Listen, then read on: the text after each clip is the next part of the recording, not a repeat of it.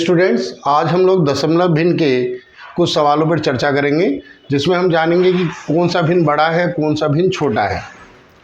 चलिए, अगर मैं लिखता हूँ यहाँ पे 3/4, 5/6, 17/18, 19/20। आपसे पूछा इस भिन्न में कौन सा भिन्न बड़ा है। तो अगर इनका डिफरेंस सेम है, यानी कि इनका डिफरेंस कितना है, 1 1 1 1, ये 1 हो या कुछ और ले लेते हैं,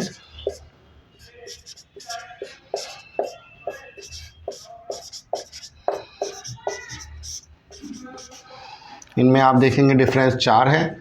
डिफरेंस कुछ भी हो, लेकिन डिफरेंस सब में सेम होना चाहिए। और देखिए, भिन्न हमेशा तभी संभव है, दो तरह के भिन्न होते हैं, एक आभासी भिन्न, एक वास्तविक भिन्न। भिन्न वास्तविक होना चाहिए। वास्तविक कब होता है? जब अंश से बड़ा हर होता है। हर बड़ा होना चाहिए। अगर अंश बड़ा है तो वास्तविक भिन्न नहीं होगा, उसमें एक परफेक्ट वैल्यू छुपी होगी। तो भिन्न वास्तविक होना चाहिए। और इस कंडीशन में अगर आप देखते हैं और डिफरेंस सेम है, तो जिसका भी अंश बड़ा है वही बड़ा होगा। यानी कि अगर मेरे से पूछा जाए बड़ा कौन है, तो इसमें ये वाला बड़ा है, और इसमें पूछा जाए तो बड़ा है। कई बार इसे आरोही और अवरोही में पूछते हैं। तो आप जानते हैं आरोही यानी कि बढ़ता क्रम होता है। तो आप देखें, ये वास्तव में बढ़ता ही क्रम है, आरोही क्रम में लगे हुए हैं, और ये भी आरोही क्रम में लगा हुआ है। और अवरोही अगर पूछे तो उल्टा लिख देंगे। अवरोही का मतलब होता है घटता क्रम। तो भिन्नों में बड़ा या छोटा पूछा जाता है, तो आप आराम से निकाल सकते हैं अगर डिफरेंस सेम है।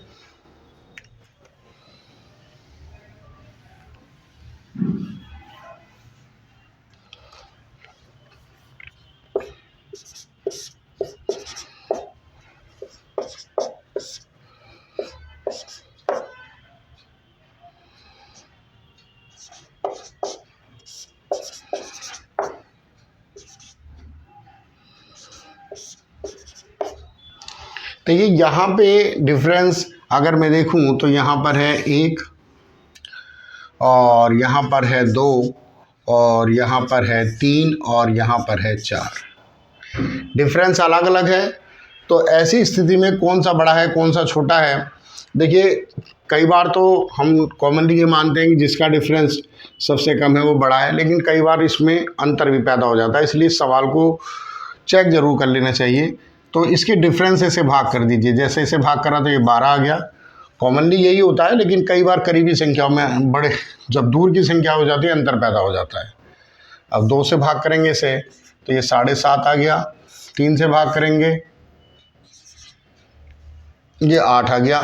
अब आप देखें, यहाँ पे थोड़ा सा अंतर पैदा हो गया है, क्योंकि यहाँ पे है 2 का अंतर और यहाँ पे 3 का, लेकिन तब भी ये वाली वैल्यू इससे बड़ी हो गई है। लगभग 8 का लिख लेते हैं। और यहाँ से देखें तो 6। तो अब आप सवाल में बड़ा पूछता है तो आप बड़ा बता सकते हैं। सबसे बड़ा है जी 12/13। उससे छोटा पूछे तो आपको लिखना होगा 25/28। और उससे छोटा पूछे तो आप बताएंगे 15/17। हर वगैरह भी बराबर करे जा सकते हैं। जैसे मैंने लिखा 13/8 लिख देते हैं। ये मैं ध्यान नहीं दे रहा हूँ कि वास्तविक है या अवास्तविक है।